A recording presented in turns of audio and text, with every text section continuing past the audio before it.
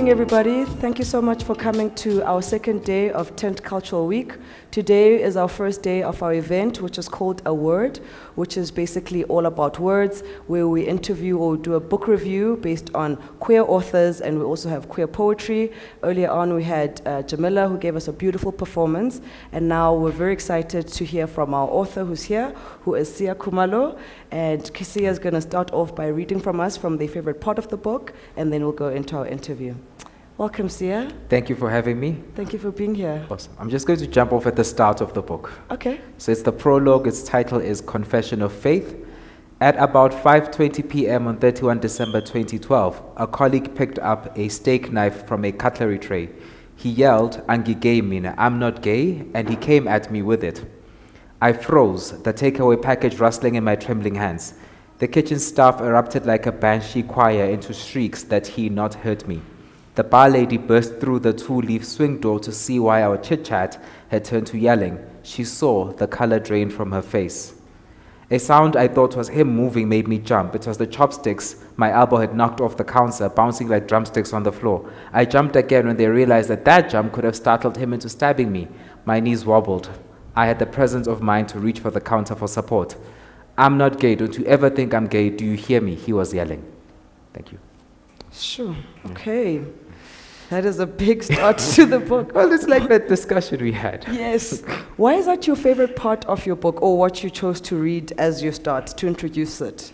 I wouldn't call it my favorite part. Okay. So nobody lives for this kind of moment. It's just, it's what I had in mind after the trip here. Yes. And then when you said to look for a part to read, that was literally the first thing I saw, and I thought, well, let's just go with it. Okay. Yeah. So do you want to take us through how your day was today? All and right. Why and how it led to that how as it led well? to that. Yeah. So earlier today, I was supposed to drop off something with a friend before I came here. And I had hours. But I don't know if anybody's aware there's an Uber strike. I didn't know.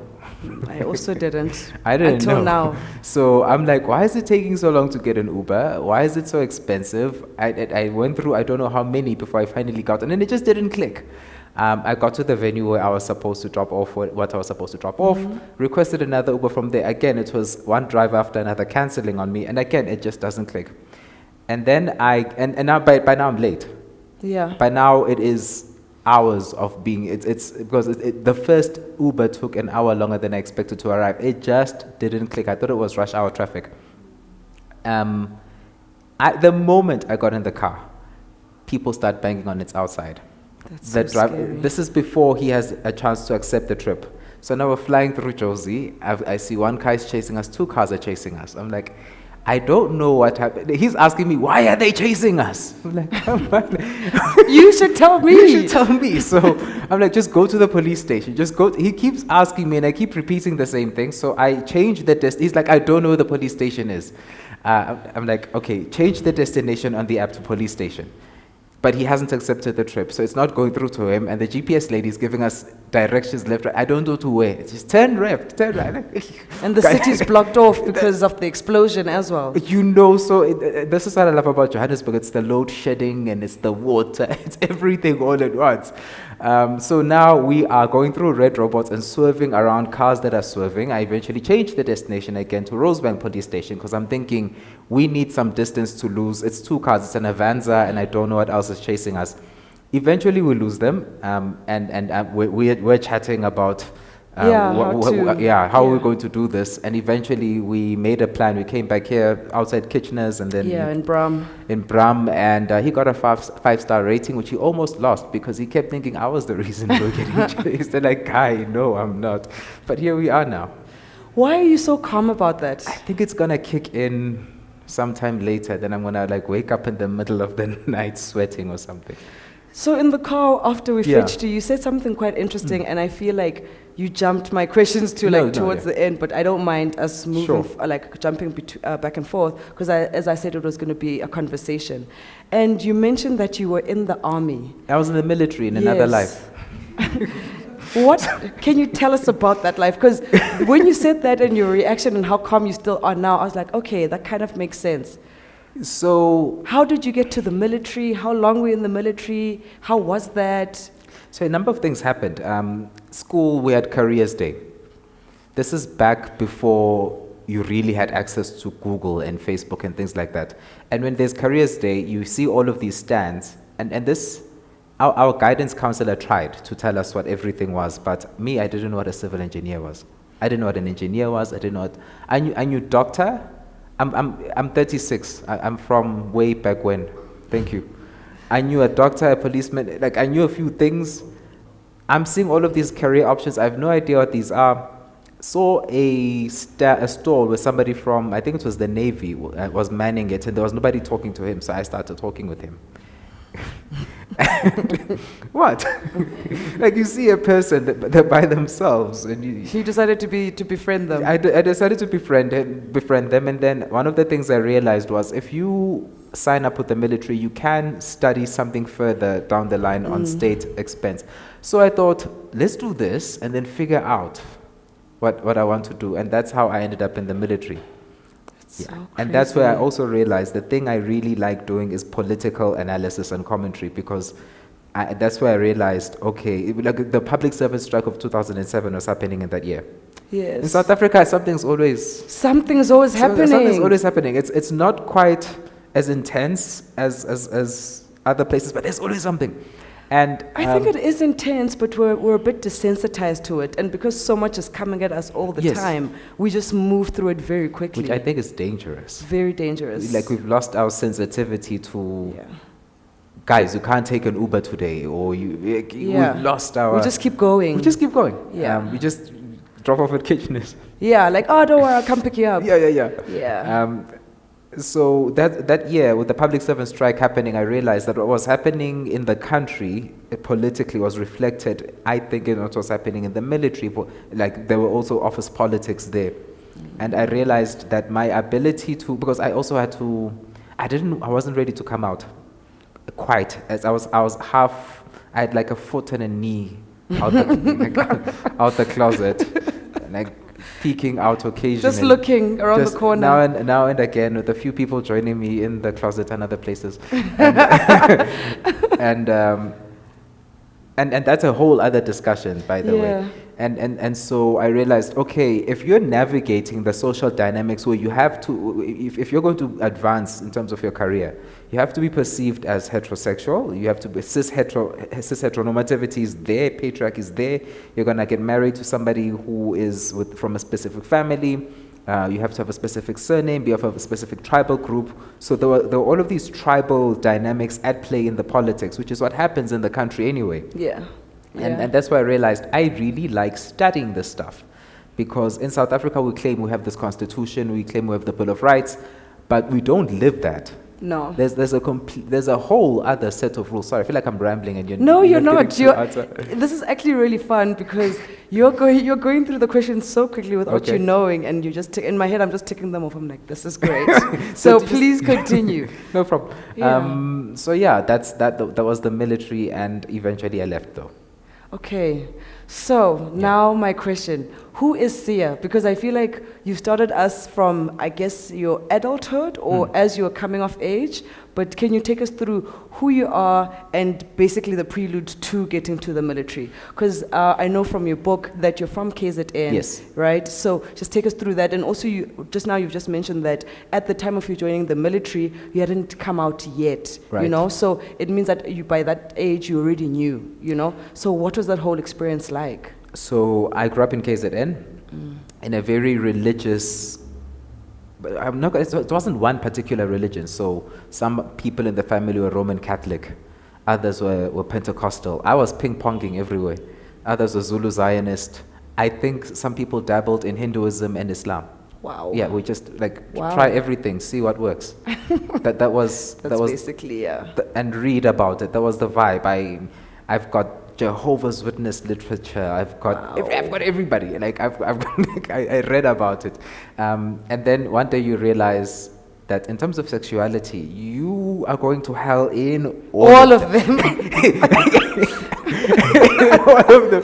Nobody favors you. Nobody. And there was this at the Pentecostal church. The pastor's favorite sermons were about the destruction of Sodom and Gomorrah and their sins. He was later arrested because he He was the Sodom. He did things with his own students because he was a school teacher, so he did things with his high school students he shouldn't have done. So it takes one to know one. I don't know. The loudest ones. The loudest ones. And then from there I realized that the word for what I was, because you know other kids tease you. You're gay. You're this. You're like Why were they teasing you? What made you gay to them as a child? The children know, and and they knew before I knew. They knew before I knew what the word meant, and they used it. Eventually, when I was 13, I realized they're right. And that's a horrible moment. The thing they tell me is so despicable is the thing I really am. And so I told my mother 2 weeks after my 13th birthday. Wow. She says, I know. Wow. So like, am I the only person who had no clue? Who had no clue? Everybody's telling me I'm going to hell. I'm the last person to find out, etc., etc. So from 12 to 13, from 12 to 14, I walked this journey of reconciling my identity with my sexual orientation, which was simple enough. I'm gay, get over it. I did that, like it was done. Then I remembered, oh yeah, I believe in God. That was another decade. Of reconciliation? Of reconciliation. Okay. That was its own suicidal depression. It just antidepressants, this, that, it was really bad. It's all here in the book. And then in my mid to late 20s, that reconciliation started also to click. Yeah.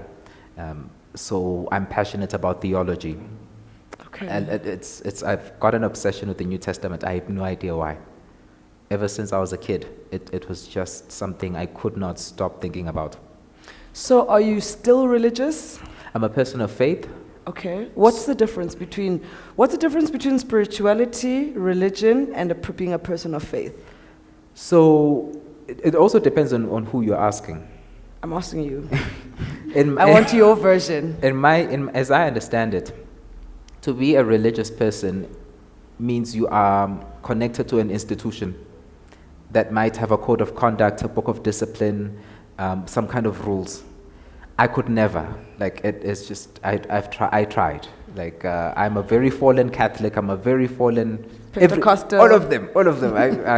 And happily so. I let that all go. Spirituality, I think everybody is spiritual, not everybody realizes that they're spiritual, so it expresses itself differently in different people. Materialism is a form of spirituality. It just doesn't look like it. Somebody's worshipping and they find their identity and security in material possessions and power, in having a position somewhere. And being a person of faith means you believe a story about the universe. So I believe a story about the universe. I think everybody does on some level. So some people believe the universe is an accident. Others, there are all sorts of different stories about where we come from, when we were going. I think the universe was created, maybe through a process we don't yet understand scientifically. So we've had all sorts of theories, but when you look at DNA, when you look at so many things in science, it's just so much evidence of very skillful design. So I'm a person of faith in the sense that I believe that, and this is, I remember when I was a kid, I must have been 5. I went to church, Roman Catholicism, had no idea what was going on until I heard the 2 words, I believe. Something clicked, like, I get this. I am a person who can believe. A lot of people struggle with that. For some reason, I don't. Maybe I'm just gullible, I don't know. Okay, so please tell us about your title. So this was quite fun for us with the team, is that we had so many, because we were trying to decide what are we going to talk about, and yes, everybody that I was introducing to the book was stuck on the title, because it's such a provocative title, okay, and it was so interesting hearing what people's interpretations and versions of it are. So I was like, it's okay, we'll ask you when you're here, and you can tell us exactly what that, why is this your title, and how did you get there? So I love that backstory about how everybody got stuck on the title, because what happened after the book came out is I had a lot of people give me their interpretations of what the title meant. What were they saying? Because that was another question that I was going to ask you. Oh, I don't even remember, but at some point I forgot why I gave it the title because all of these explanations were just so. Some people thought I was just like clickbait. You have to, like it's just clickbait. Some people thought I was being subversive, like I'm sticking up a middle finger at God. Yeah. But the title comes from an incident. In another life, I was with Mr. Gay. I was in Mr. Gay South Africa and then Mr. Gay World. Mm-hmm. Whoop! And we visited St. Vincent's School for the Deaf. And I was exploring the campus and the library, and I saw a sign in the library that said, if you can speak, like use your voice, this is a hearing world. And I thought to myself, that's so strange. In a library, you often see a sign that says keep quiet. Yes. But in a school for the deaf, you see a library that says to speak up because the world will not accommodate you. They're not going to learn sign language for you. You have to accommodate the way they are. And at that moment, I realized, I mean, this is again back to the New Testament obsession, where the people who got it were often the ones who were not supposed to. Yes. So the sinners knew God, the blind saw God, the deaf heard God. So I started writing and journaling. You have to be outside of what society... You have to be an outlaw. Yes, Yeah. outside of society's standards of normality, respectability. You have to be a non-conformist. The margins and the center.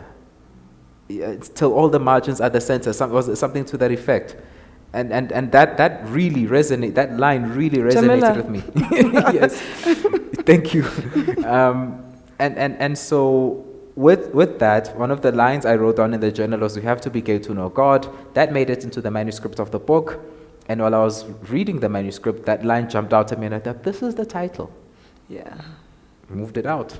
It's so interesting that one of the comments from the team that stuck with me, and this was from a heterosexual person, in her interpretation of it, she was saying that for her, hearing it saying you have to be gay to know God, because gay can also mean that you're happy. So you have to be happy to know God. Okay. And I was like, this is so interesting. Right. And I'd like to just find out from you, what were people, like in terms of the people coming to give you their interpretations of it, what exactly were they saying to you?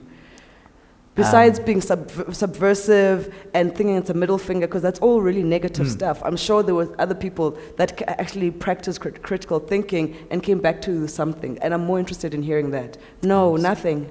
Oh, Like I'm sorry. Some people said, aren't you being exclusionary? Just as straight people have said you have to be straight to know God, are you not doing the same thing, kind of like reverse homophobia? Okay. So if there were some very high-minded, I don't like that term, or some very substantive engagements with the title, I cannot remember them right now. I have had very interesting discussions with people about many themes throughout the book. Yeah. But for some reason, the discussions on the title are just... That's where people are focused. That's where people get lost. And one person made the analogy, because I was at a book club and people were like, I don't get why you have to be gay to know God. Your book doesn't answer, your book doesn't say why. And somebody said, now wait a minute, guys. If you read Harper Lee's To Kill a Mockingbird, nowhere, it has no mention. In the whole book is there a step-by-step recipe. Like, this is how you kill a mockingbird. For sure. And I'm sitting at this book club and I'm like, you are so smart on everything else. Except this has to be explained. Like, I don't understand. I had one minister tweeting me saying, I have a this and that in divinity and a master's in this, and this title is blasphemy. I'm like, have you read the book? He's like, no. Like, you're literally judging a book by its cover. I'm sure. Literally. I'm sure somewhere in your divinity studies they told you not to do that. Yeah. And yeah, I wish I had. Maybe I should have. Maybe I don't pay attention because I just don't get very great engagements on the title. On the contents, yes. But I can imagine people getting stuck on that. I also think because we live in a very religious society. We do, though. And that's why people have interpreted it as you being a middle finger instead of exploring what more could come from it. This is the thing I've realized. We don't talk about religion No. in we this don't. country. It's all around us. It rules our lives. It rules our lives. People are spraying doom. They're getting stepped on. Yes, people are eating grass, they're drinking petrol. We don't ask questions like, why did the president become the honorary pastor of this church? Why is this politician trying to get in the newsletter of that denomination? They are. So if you look at the Eastern Cape, Methodism. My hometown. Yes. So the Methodist Church is very province. strong, Yeah. but it's also where a lot of our politicians come from. And then you get missionary schools having raised a lot of struggle leaders. So religion and politics in this country are like this, They literally are. but we don't Because talk. we don't also question politics as well. Sorry? We also don't question politics.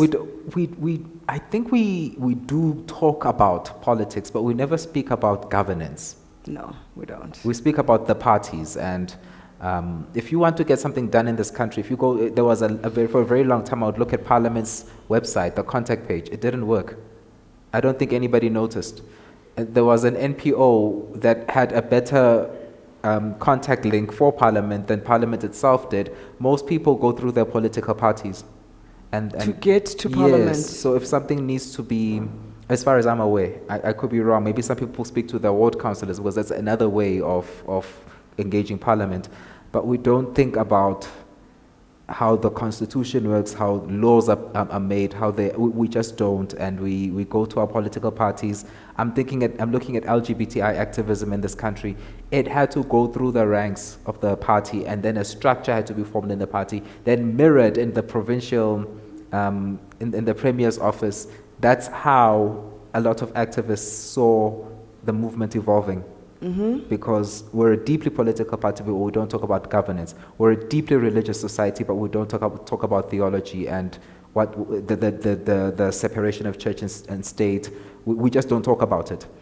Why do you think that is? You said that part of your work is that you're an analyst. Yes. So I'm asking you this from an analytical point is why do you think we don't question or push the barrier on anything? It's just like we're okay to stay just here and take whatever is given to us. Apartheid trauma.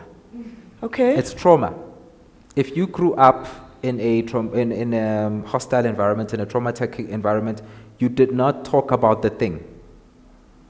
Okay. If you grow up in a deeply patriarchal home, you don't name patriarchy. You don't say, Uncle so-and-so or Grandpa is a patriarchal misogynist. It does not get a name. So South Africa, the justification for apartheid was up to here in religion. Yeah. In white, It's embedded in it, white yeah. supremacist Christian religion. This is the will of God that the races be separated. From every, like all the references, drawers of hewers of wood, drawers of water. This is for food. That's biblical. I could go on and on. It was the manifest destiny in the United States, or the idea of white people getting a promised land, all of those things. Settler colonialism. Yeah. It all comes from religion. And it's all embedded in religion It's as embedded well. in religion. And the problem with God, I believe in God, by the way. The problem with anything any of us worship is it is the thing by which everything else is questioned and governed, but it itself cannot be questioned or governed. Yes. By definition. That's what makes it deity. That's what makes it God. So power that does not really have any authority, any justification, we don't talk about it. We don't name it. If you ask people today, for an example, why they are as tribalistic as they are, so a person will go around, "Ngumzulu, I'm superior to you, blah, blah, blah." I'm like, according to whom? According to what? Where? What happened? What made you superior? What made you superior? Yeah. And you see it with xenophobia, especially. Like, guys, somebody in Europe drew a map. And suddenly, somebody I'm almost genetically identical with, who's across the border, is now a foreigner. But the white people are not foreigners in the same country. So these stories come from somewhere, but they are held with such reverence. They become the truth. Gender is one. Gender is one. It's a story we told, and we hold on to it. We hold on to it. There's no questioning it. Because then where do you draw the line? What will be left once you start saying, oh, but this is not real, and then everything else just, people are terrified of that. People hold on to as much stability, and it's the literal definition of being conservative. It's so interesting having this conversation with you because I also come from a deeply religious background. And we used to go to church 3 times on a Sunday. That's how crazy it was. Morning service. We went to morning service, went to Xhosa service, and went to evening service. It was wild. And literally, that's how I used to feel. And I remember at the age of 12, and then I think that's when, because they redirected me from going to normal church and made me a Sunday school teacher, because at the age of 12, I started questioning everything. And I remember the one time I sat in church and they asked us to write notes about any questions you have. And I wrote, "Is God real?" And my mother almost collapsed. Because then your name is on the paper, and it was exactly that. I remember all the ushers coming to take me to the back and literally be like, "We don't ask that question, And I was like, but why? Yeah. Where is this guy? Why is he white? Where is this guy? Why is he white? Why is he a guy? Why does he live in the sky? I just want answers. And my mother was like, "You're taking a break from church." And I was like, "No problem." And I sat in the house because she was like, "Nope." And I never got the answer from anyone. And I remember, because we went to a white church, the pastor going red when he read my paper. And I was just like, I don't get why you're all reacting the way you are. It's just a question. So it is really, I don't know if we're even conscious to that we don't want to question anything. And if you question anything, it's seen as a form of insubordination, which is wild to me, And I feel like it causes so many other societal problems which are never addressed. And it's also something so small as asking, is God real?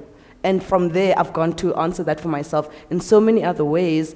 And as a result, nobody actually questions me about religion at home. Whether I pray or not, nobody asks. Because they know there's going to be another conversation to be had about that. And I think it's so interesting that your book or your work itself is centered around the 3 pillars which nobody wants to talk about. And that is my next question to you, is that what has given you the courage to go to those topics that nobody actually wants to discuss? So it's a very similar situation, but it worked the other way, where I was at a dinner party, and I don't have a filter. I'm one of those people. Everybody gets it. These are the unwritten, unspoken rules of how to be a socially acceptable person. Yes. I don't know. I might be on the spectrum or something, because me, I never understood them, and so I ended up speaking about some. For me, just felt like conversation. But they're like, "Guy, we never speak about religion, politics, or sex in polite company." And up until then, I didn't really know what I wanted to do for a living, for the rest of my life. The moment I was told, you cannot speak about religion, politics, and sex, I thought, that's it. I want to speak about religion, exactly politics, and sex. That's exactly it. That's exactly what I want to do. Because the fact that we don't want to speak about them means that's where all the problems are sitting. Yeah. The place where you don't want to look, that's where everything is. So you're like, whoops. Yeah, so, and I realized the reason we don't talk about them is what they have in common is power. Yes. So, which I'm adding technology to that. Can I just say a few things about my next book? Yeah. Yeah. Sure. So I was on to the next one. Yeah, I was told don't announce the title of the book because it might change, etc. So I'm telling you. Here it is. The Queer Book of Revelation. Ooh, we're gonna have another interview. This one is a science fiction novel. Imagine everything in the New Testament but time travelers, and nobody understands it, so they make up a religious story about it, but it's technology. So you're bringing your obsession to life with the New Testament. Yes.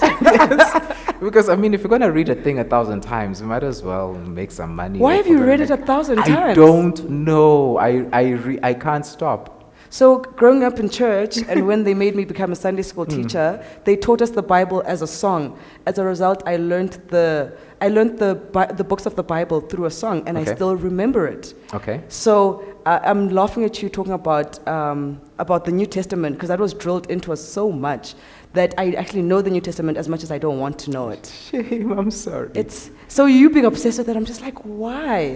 Why would you want to read it over and over? No idea. What do you pick up from it? So my favorite books from the New Testament, I don't even know what question we were on, we're just meandering. My favorite books from the New Testament are The Gospel of John almost made it. Almost. It's so beautiful. It's so beautiful. But I'm like, yeah, no. And then it's the Epistle to the Romans, the Epistle to the Hebrews, and the Book of Revelation now and again. So it's just, they explain, so what those books do is they explain the Old and the New Testament, the rituals, I don't know why. Are you a conspiracy theorist? Go on. Get more specific. Since you are so focused on the revelations, are you as an adult a conspiracy theorist or a conscious conspiracy theorist? Because you could have been one without knowing that you are. So somebody, remember at the start of the pandemic with all the fake news circulating, somebody created a conspiracy theory hierarchy or scale. Does anybody remember this? The Maslow's hierarchy. Not a Maslow's hierarchy, similar, but it's just where it's like a ranking, like the likelihood that a conspiracy theory is true. Yes. So some that were thought this can't be true, like Watergate, turned out to be true, and others have been debunked. So that's where they're ranked, and I think some things shift around, some things we just don't know what's happening. If you're going to be a political analyst, you keep an eye on those things, because one of the things you have to ask yourself is, what stories are people buying into about the world? When Donald Trump says X, how many people are hanging on to what he's saying, and how many church pastors are repeating it as gospel? They do. They do. They do. I had a crush on this one guy. I discovered he was a preacher's kid. I wasn't stalking him. How did you find out? Because when he was at the restaurant where I first saw him, I realized he was counseling somebody, and then the next week as I drove past the church, I saw him at the church, so I started connecting the dots, and chiki, I was now a member of the church. These are the lengths we'll go to. And then how did that go? And then one day I heard him preaching, and he was freaking awesome. I'm like, and he was giving a vibe, you must understand. And then and then no, he was I mean, I'm listening to him preach, and I'm like, this guy knows his Bible, which for me is a tick. And then I heard his father preaching one day, and he, you get the minister is talking and the pianist is plinking. Yes. You are here, and then in the middle of that moment, there you are, euphoric, where in the spirit is like, people like Donald Trump get crucified for telling the truth. I'm like, like, why? How did you get here? Why? How did we go from God is love, surrender to God, like, to Donald Trump? Like, you just ruined it. Do you believe that religion has some form of indoctrination? So religion is programming. Okay. By the word religion comes from the Latin root for something like to bind or to tie. So it's the same idea as what your tendons do. They tie your bones together. So religion ties you to a worldview, it ties you to a system of doing things, which is fantastic if that worldview is life-giving, wholesome, if it's true, if it's coherent, if it's inclusive. I think that then religion can work very well. It can pull a community together into a shared story about why we do the things we do as a community. But it can also, the same thing can also be very dangerous. If you look at your mind, you live by habit, because your mind doesn't have time to do everything with 100% conscious awareness all the time. So the first few times you drive, you have to really make yourself drive. After a few times, it becomes almost a reflex. So the human psyche is almost wired to find those little ways of programming. Yeah. And religion is just one of the biggest ones. So I don't want to go into too much detail on the novel, but that's all that's happening from the time travelers of the future. Some are programming people in the past to do one set of things, others are programming another, and that's what religious battles and differences are fundamentally. Okay. But it's science fiction meets religious fantasy. Okay, so let's go back to your first book. The first one, let's pull it back. Let's pull it back a bit. What made you write this book? You mentioned the dinner party where somebody pushed you in terms of the topic itself, and I assume that's you've said you found the title while you were busy with your manuscript. Yes. But what made you write the specific book, and who were you writing it for? Very fascinating story. I was so I was doing the whole reconciliation, faith and sexuality thing for myself. And it was bad because I didn't know whether I was writing a journal, a suicide note, like you're there, you're trying to see where it goes. And then I started having a few insights about the Bible. I realized that what the problem that was being solved is that we humans have a tendency of putting one another in the wrong so we can be in the right.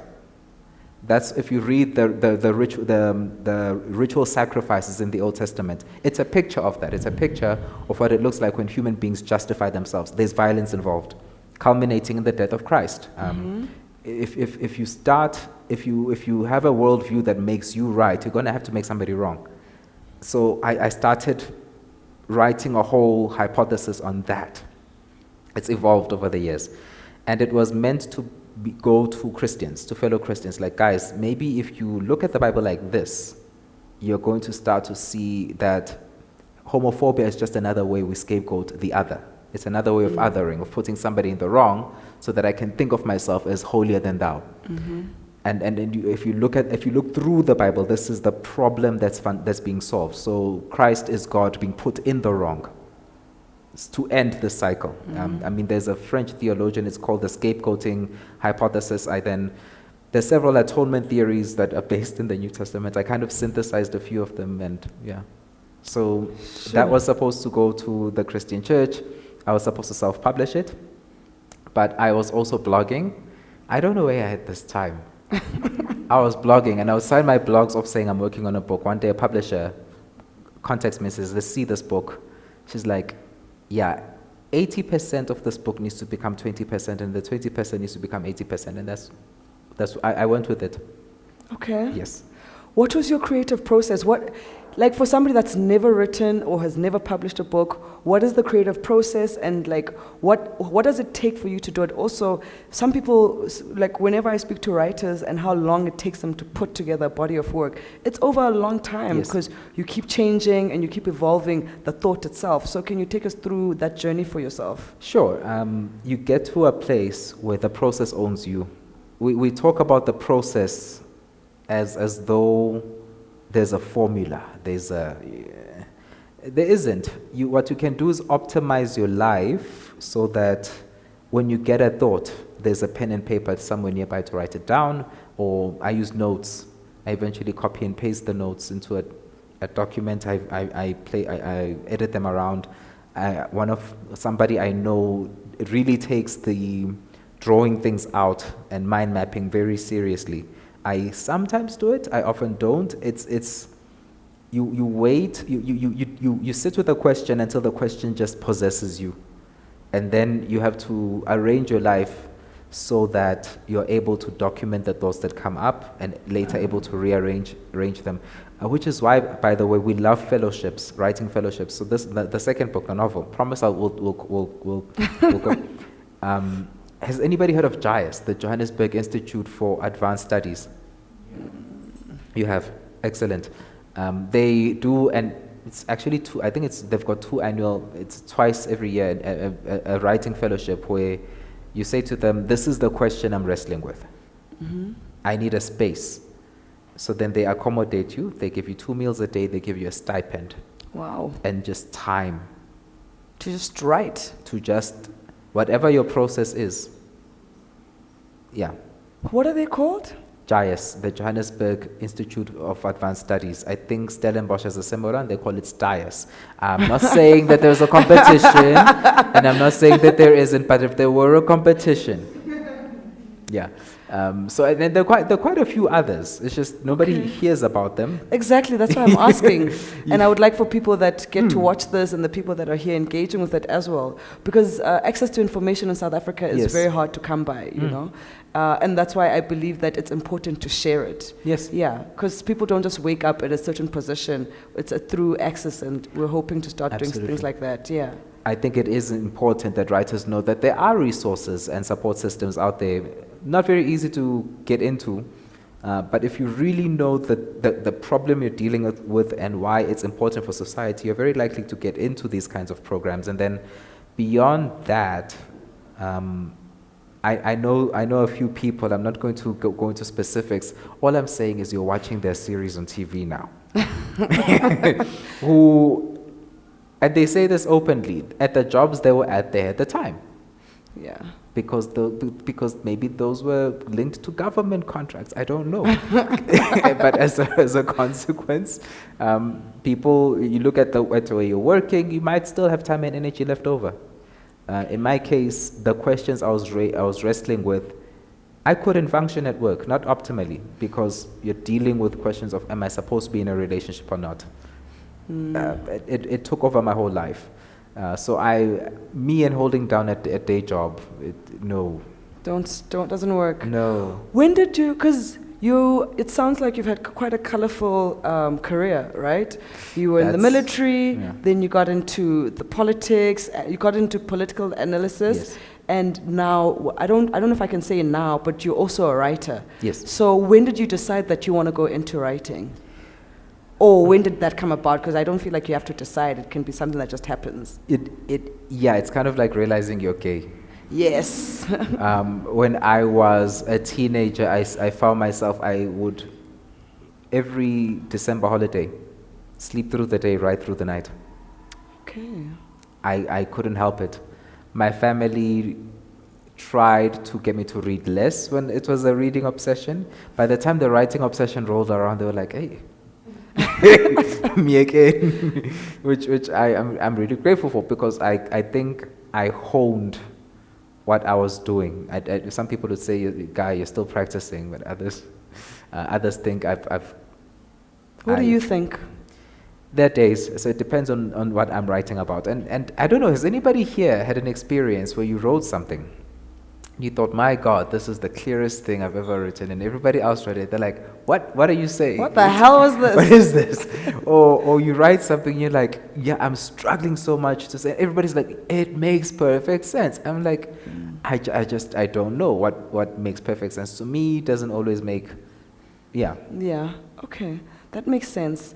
I want to touch on you being on Mr. Gay SA.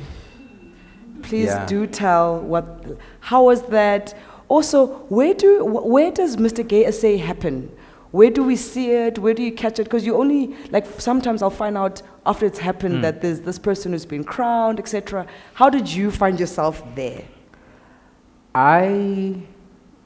in another life, what's the year now?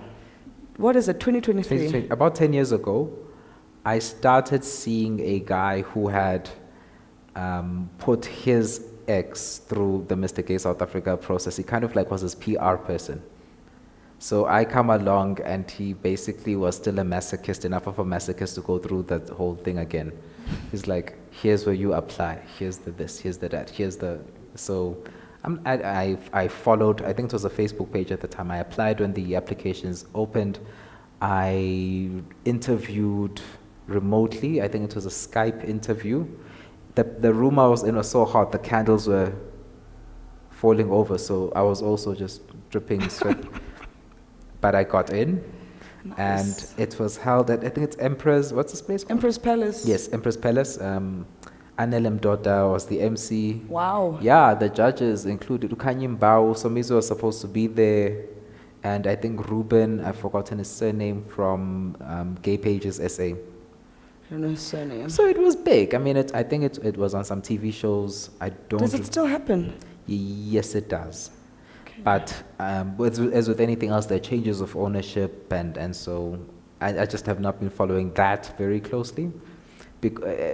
Also, you've got the Mr. World stepping down, so then the Mr. Gay South Africa step. There's drama. Yeah. Drama kings. These are people I kind of sort of know. so there is drama. There is. Is it like a proper pageant? It's a pageant. Okay. It's a pageant, but I think there are going to be real questions about the value of the pageant for the community, the distinction between gay and queer as a whole. Like, gay men have been, we've been the problem for a long time, and also the value of, over pride, for an example. there are all sorts of debates about what is the value of pride. Is pride a protest? Is it a party? Is it a this? Is it a that? There are questions about racial representation on the pageant. Like, if you've looked over the years, it's an open secret. The majority of the contestants have been white. Yes. In a country that is overwhelming. You're the first black contestant I know. Okay. That I personally know. Yes. Yeah. So I wouldn't say we're a WhatsApp group.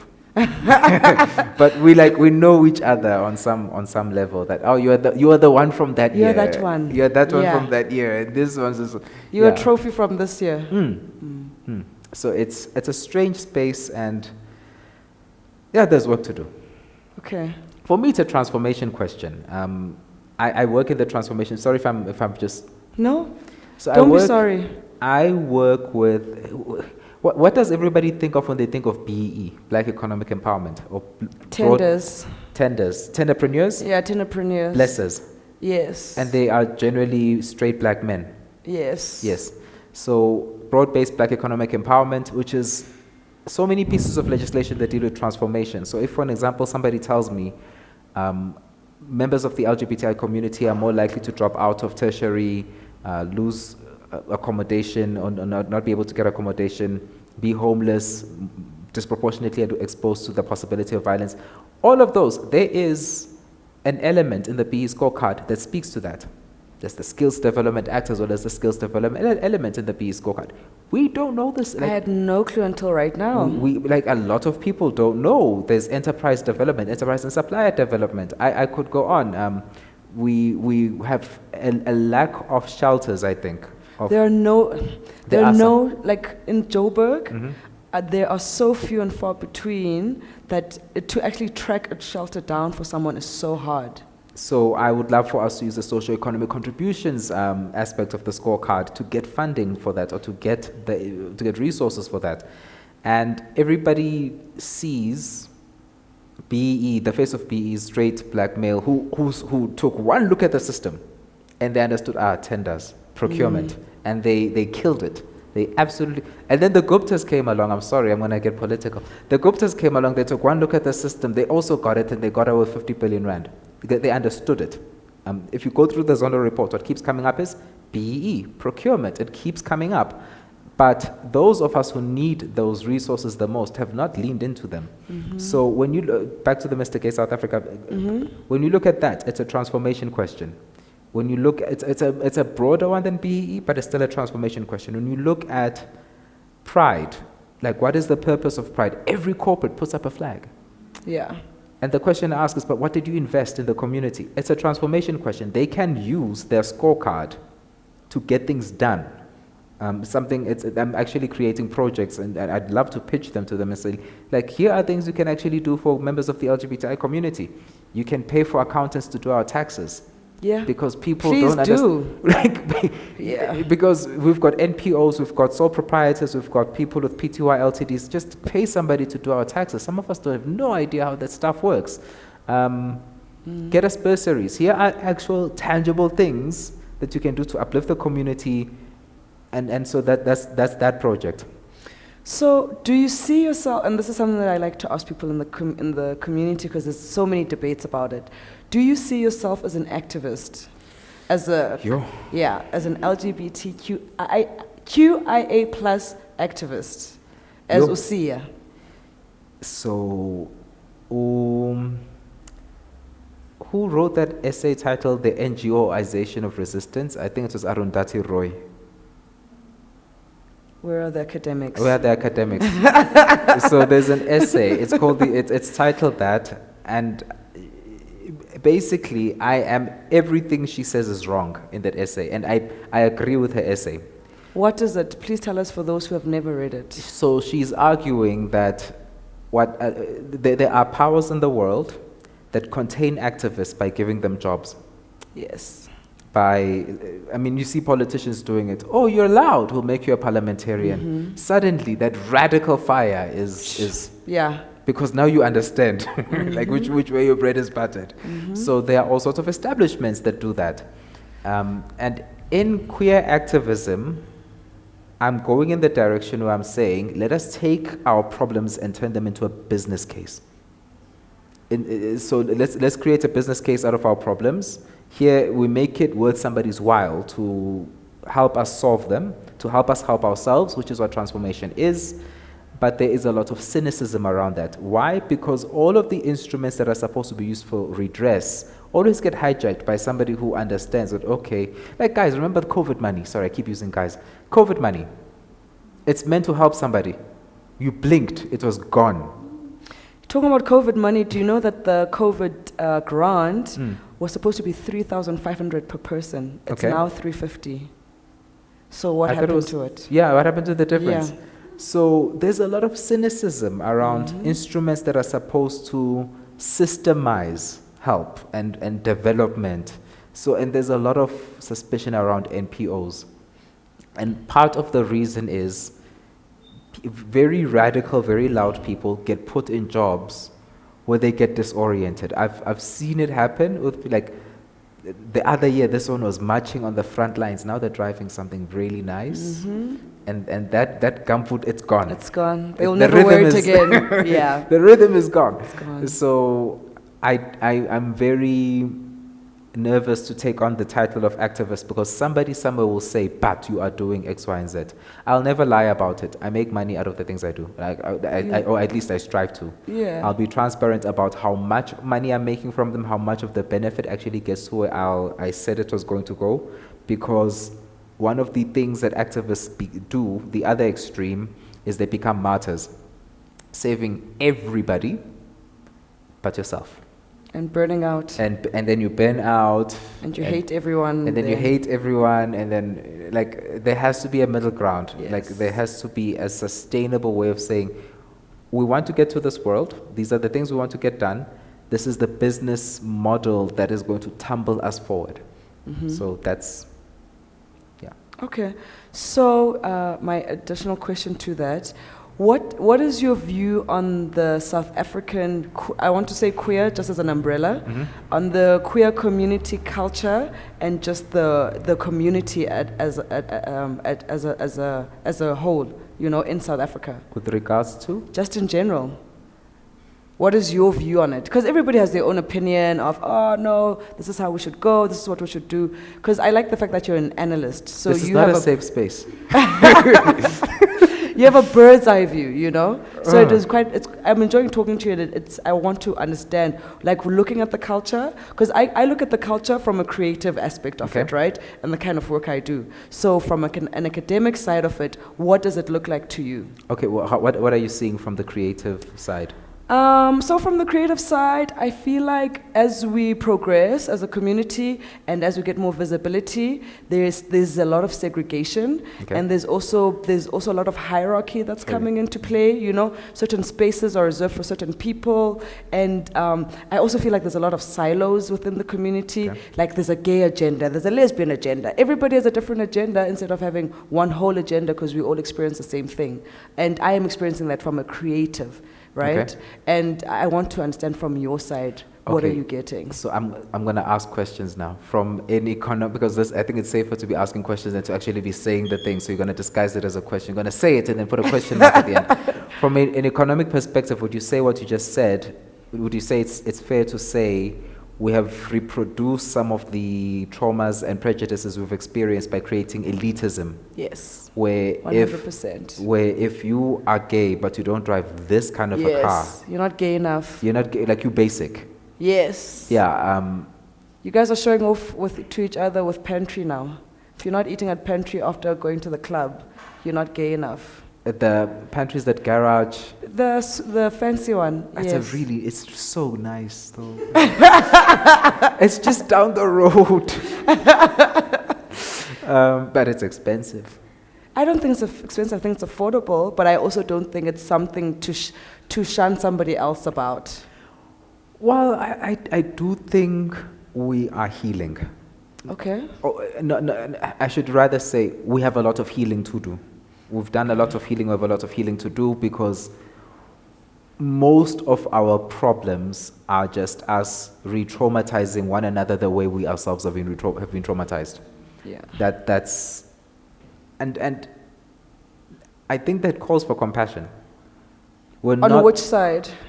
for ourselves, for one another. We're not Okay. going to come. We're not going to come from these worlds where we were hated, judged, this, that, and the other. Step into this one and be just completely whole and healthy, and it's not going to happen. That's going to be a process. You'll also see it in dating.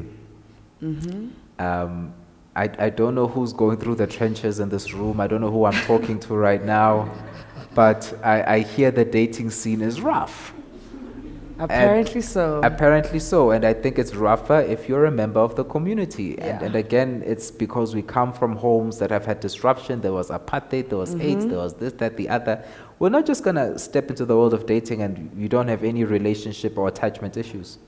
You're going to come here and then you're going to learn yourself. Now you're also toxic and problematic.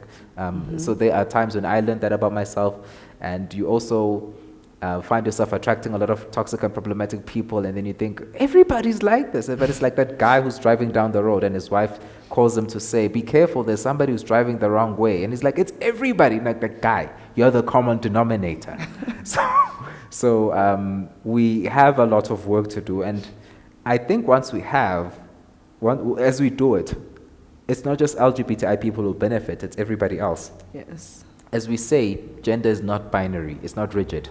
A lot of cis heteronormative people will start to release themselves from the cages that they didn't even realize they were living in. So the work is not just for ourselves, I think it's for everybody. But kunzima. Kunzima No, kakhulu. kunzima. Yeah. It's kutense. As a gay man in the literal world or literacy world or Right. literature itself, how has that experience been? And do you feel like, or not do you feel, but what kind of representation do you think you're sharing to the community from that aspect? Because I think it's quite important, and that's basically why we have a word as an event, that to celebrate the queer writers, because for a very long time we didn't know that they're out there, and now we're starting to get more and more. So I think I was one of the last people who used the word gay in a title, because gay is last decade. Queer, it's no gay. Like I was saying, gays are the problematic ones. These days, oh, you're just gay. That's it. You're you're cisgender gay. Oh, you're boring. These days, you have to be you have had to had very, very complex life experiences for your, and it's true when you listen to the literature that comes out from somebody who is who's gender non-conforming, for an example. There's a lot more human experience to learn from there. It's a lot more substantive, I think. So we're seeing more queer writers as opposed to gay writers. Some of, I'm thinking the last book launch I went to that could be classified as queer was Soft Landing. I think his name is Wisani. Yes. And I think the characters, they are gay, but there is also just something overall queer, more than gay, that's being explored through the book. Who else am I thinking of? Alistair McKay wrote It Doesn't Have to Be This Way. Also more queer than gay. The characters, a lot of them were gay, but the overall flavor of the book was more queer than gay, especially because it looked at the effects of climate change, which is again a more queer and intersectional thing or a topic than just what gay people tend to or are known for looking at, for examining. So I feel like I'm old-fashioned within the... This is why I had to write a book called the Queer Book of Revelation. To get yourself back in. Yes, to get myself back in, but I won't lie. So I'm the kind of person, my ideal Saturday night, stay home. So I won't lie, I'm not going to, I'm always out partying there or at this social thing, at that social thing. My experience of queer culture is very much through Netflix. Okay. I'm ashamed. I feel like I should be at more poetry readings. Thank you. And I should be at art things, at galleries, getting culture. But I'm kind of, people don't know this about, I'm an introvert. Okay. Yeah, I will literally sit and watch a sermon and pick it apart just to relax. Okay. It's true. It's very sad. You don't choose I don't your think brain. it's sad. So thank you, by the way. This is a great conversation. Thank you. And please, guys, let us keep us on time. One thing though that I feel like I just want to reflect on in what you're saying is that 10 Cultural Week was created for people exactly like you, right? Because as a company, we felt like we needed. Pride comes every single year. Yes. But Pride has become the same thing every single year, which is one big party, you know? And like earlier on, you mentioned people were questioning what is Pride, etc. And we also went through that process for ourselves. What is Pride? How do you want to celebrate it? And through our own research, we realized that not everybody wants to go to a place where there's 2,000 people, you know? But you want to go to a place where you can sit like this and you can have a conversation and still feel like you're still celebrating and you're still a part of it. So I think no, we're not to answer you, but just as a statement that you feel like you should be sitting at home, you should be coming out to culture. Yes. If the culture doesn't exist for you to go to, then you won't really know where to go to. So I kept thinking to myself, I'm not going to use the excuse that it's not there. Because if something's really not there and you're interested in it, you will build it. Yes. And I think that's what you've done. Yes. And thank you for doing that. Pleasure. Thank you for being here. Pleasure. Yeah. Because I feel like just as there's a lot of spaces that we feel like they should be and they aren't there, and we're the ones that need to do it. And so, in us doing it as well to create safe spaces for people like yourselves, the introverts, because I feel like in the entertainment space, in the creative space, nobody's really speaking to the introverts, and it's so important because a night like this is a beautiful evening. There's so much to learn, there's so much to explore, and we're not getting that. So yeah, I'm really grateful that you're here and you got to share with us. I think I'd like to open it up to the floor if anybody has a question or a statement. Because I feel like you and I could go on and on. It's such a nice conversation. Not all at once. So the book you spoke about, right, your new book project, I was wondering how, because you classified it as sci-fi, right? Yes. How do you work with creating new worlds? You know, I think there's an interesting dynamic in that where it's like you have the ability to literally create any world you want, right? Yes. And speak to or create dynamics and systems of power as you like them to be, but also in a way we still want these things to speak to what we experience, or maybe we don't, right? But like, where do you find that balance? How do you create this world, this queer sci-fi? I love that question. And the answer is you don't create a balance. Because if you look at, so I kind of went into a more satirical direction when I was creating that particular world. When you look at reality, you cannot out-satirize it. You cannot be more, it is so absurd. The things that happen are so absurd, you cannot possibly go beyond them. So one of the things that happens in this very futuristic world is there is a debate about whether humans even lived on Earth. There's a debate about it. And in the WhatsApp groups, they're like, no, it's a conspiracy by big history to make us do this, this, and the other. So I really need to read this book. And you get political, because there are, I'm not going to go into details, but there are economic and tax implications if we came from Earth. And there's this one political party that resists this, and it's called Now, No Old Worlds, Vote Now, the party for today's problems, not a world we came from. No old worlds. No old worlds, because there's time travel involved and stuff. Yes. And so people are, okay, I'm going to actually ruin my own life by, there's like only 5 of us here. But this is going online.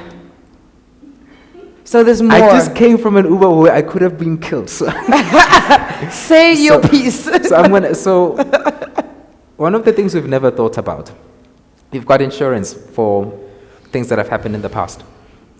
And so we've got security and insurance. Once time travel happens, you actually also need to insure things that have happened so that the things that now are remain as they are.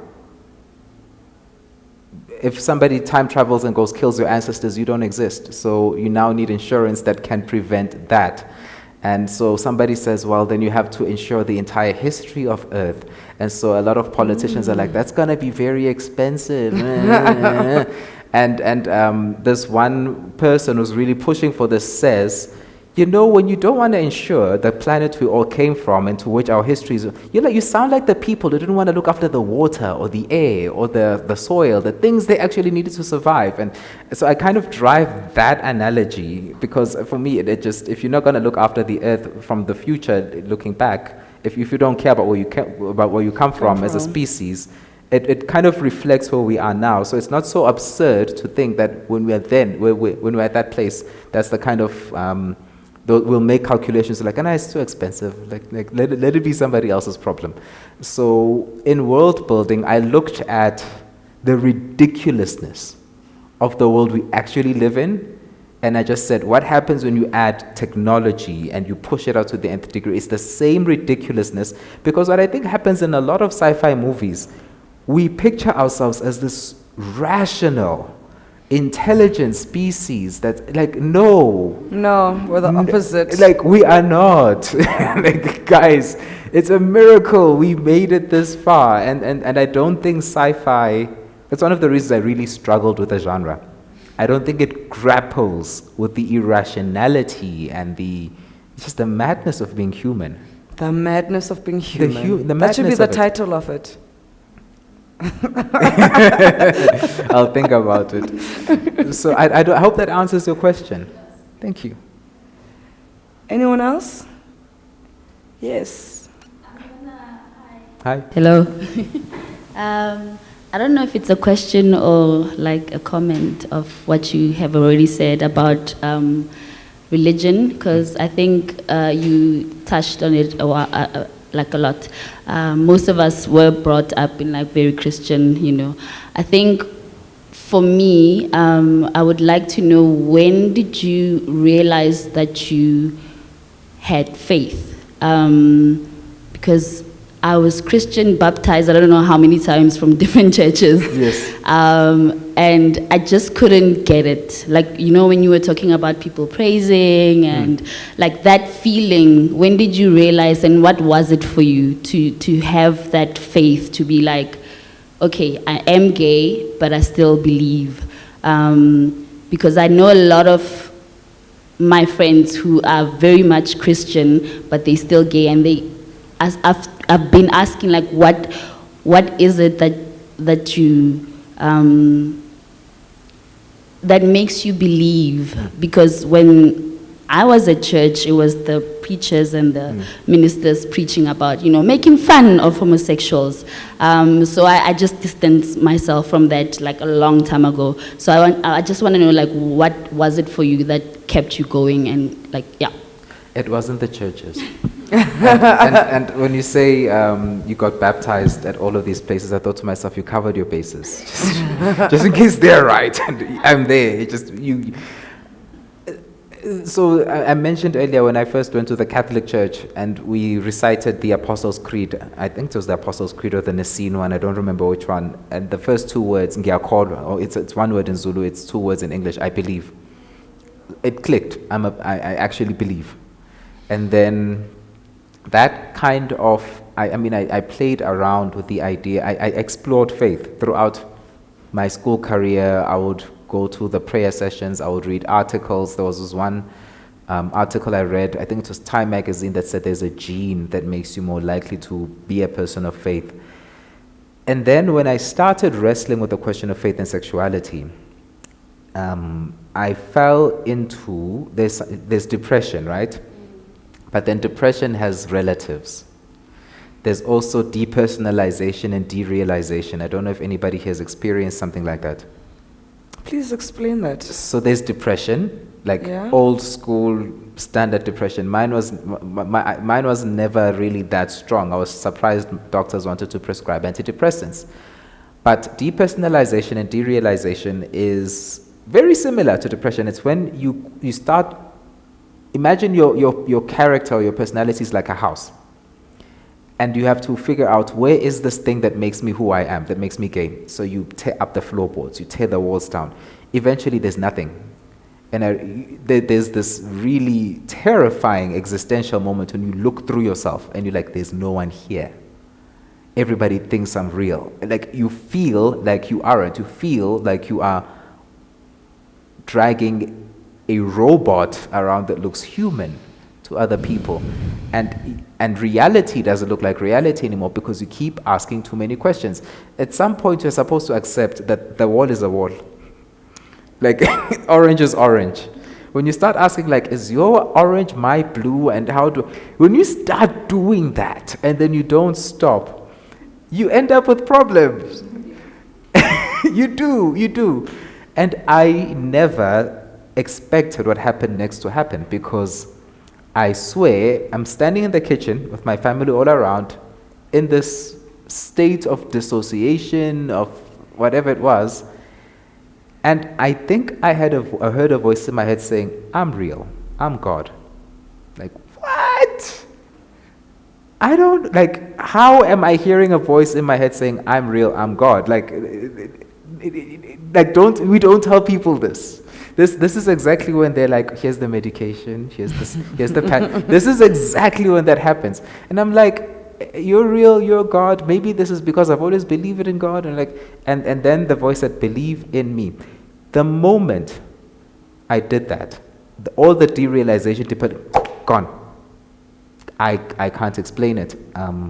I wish I could say to people, here's how you walk out of it, here's where, because does this mean everybody's going to go through the same journey where it'll take, I don't know. All I know is, at that moment, when there was nothing left, I had faith.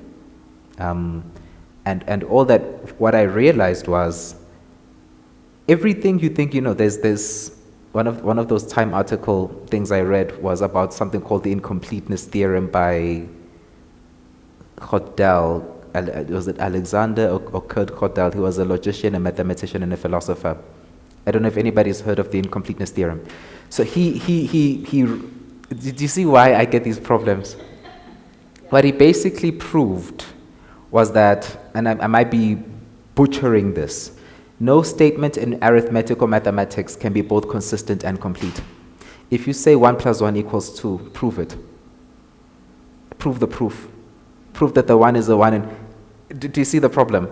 At some point, there is an element of agreement. So we look at money, for an example. We agree that this thing that says 10 Rand is 10 Rand. It's now a currency. It's just a piece of paper with markings on it. But this is a huge theme in the second novel, by the way. To function in reality, there is an element of imagination, of faith that is required, of believing a story that you cannot prove. I don't know if this is resonating with anybody. What's your name? Is it really your name? Prove it. Like, prove it. Like, is that, like, seriously, there are people, you grow up your whole life, you think your name is one thing, then you discover, no, you're swapped at birth, and now here's a birth certificate that says you're not who you are, and now you have an identity crisis. Like, what happened? You believed one story, and now it's not true. Was it ever true? So, what I realized at that moment was, when you realize that you have faith or you believe a story, you step into a plane, you believe there's a pilot with a license, you haven't checked. Yes, you haven't. You haven't checked. You have faith. You have faith. I realized that you're doing this with all the small things. You can do it with reality itself so that you don't spin out of it. Just believe that at the center of reality, there's something that's never changed. That's what I did. And I promise you, derealization, depersonalization hasn't been a problem since then. I wish I could make it make more sense than that. No problem. One last question, anyone? Nothing? Yes. You have a comment? Okay. Here is a mic for your comment. Hello. Hello. Ooh, that's really loud. My comment, I don't have a better word to say this, but when you were saying about being like obsessed with Revelation and how you come up with the words, I remember reading the Revelation. It was my favorite. I just skipped everything and I just went straight to that book. Yeah. And I was just like, go to the whatever, exactly. whatever. And then and you see and you have to imagine all of that stuff, and you're like, what? Yeah. How is that happening? Are you serious? And then when you were answering her question, you're like, okay, so this is how it's supposed to happen. I mean, if people are reading this book and they never touch it in the Bible, or not in the Bible, in the churches, they never go to it. It's like, okay, this is some cinema. Talk to me about this. Like, I want to know what's happening. You feel him. It really is. So that was my first comment. So I actually understand why you came up with the science fiction book, because it's impossible not to after reading that. And then the second part is when you were just explaining now about having to believe in something. And it's one of the questions I always have, like, why do humans have to believe in something? Why can't we not just aimlessly move around like, I don't know, animals that we really are? So I think the way that you're saying that, having that voice in your head saying that I believe, I think it makes us human, because I don't know, I mean, I haven't examined animals in the sense, but I think that's what makes us humans, because we all have this whole thing making us believe in this one specific rule or one specific guy or one specific woman or whatever. And then at the end of the day, I'm just like, we just a rock in the middle of nowhere, just floating about. We are nothing at the end of the day. And I think that's the grapple. And I just like wonder how I'm not crazy. And I understand where you were saying, like, this is how you go mental, because you just go on and you go on and you go on and go on. So that thing, that's the comment that I have, is just like, I'm happy that you are able to put the craziness, sorry for lack of a better word, but the turmoil in your brain in like, I want to say, in beautiful words, and people can read it. I think that's a great gift and a great talent to have. So thank you. Thank you. Your comments reminded me of Professor Noah Yuval Harari. I think his name is. You make me want to read a lot. So you keep referencing people, and I'm like, nope. So he's a historian, and he's also gay. He's a historian, and one of the things he's worried about now with the rise of AI is, if AI is able to crack the storytelling thing, he says it would have hacked what makes us human, because the ability to believe is the thing that distinguishes us. The need to believe stories is what distinguishes us from robots, from other forms of life and intelligence. And then he goes on. A lot of people have actually started worrying about this. Questions like, what distinguishes us from robots? What was the other one? I had something in my head just now, and then it vanished. But so also more ethics.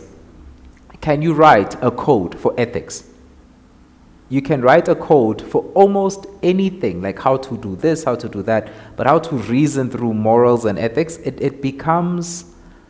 a nightmare, because you have to believe a story about the cosmos, about humans, you have to believe in something to then have an ethical effect. Whether that something is the inherent value of humans, it does not necessarily have to be something religious, but you have to believe in something that you cannot necessarily prove.